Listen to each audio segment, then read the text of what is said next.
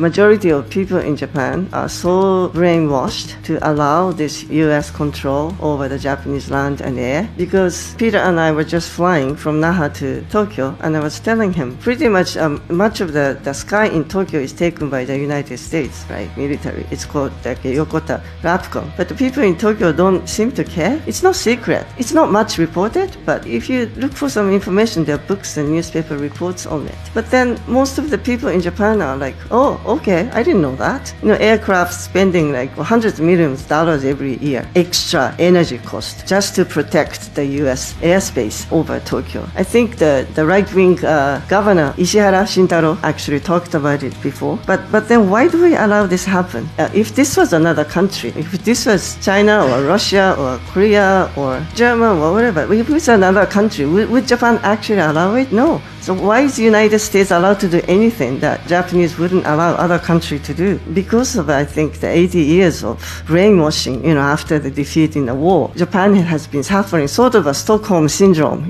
Japan is willingly subservient to the United States. And of course, there's a lot of propaganda, the media propaganda mostly, because Japanese media is mostly copying the Western media that is heavily influenced by Western information agencies and CIA and MI6 and military industrial complex.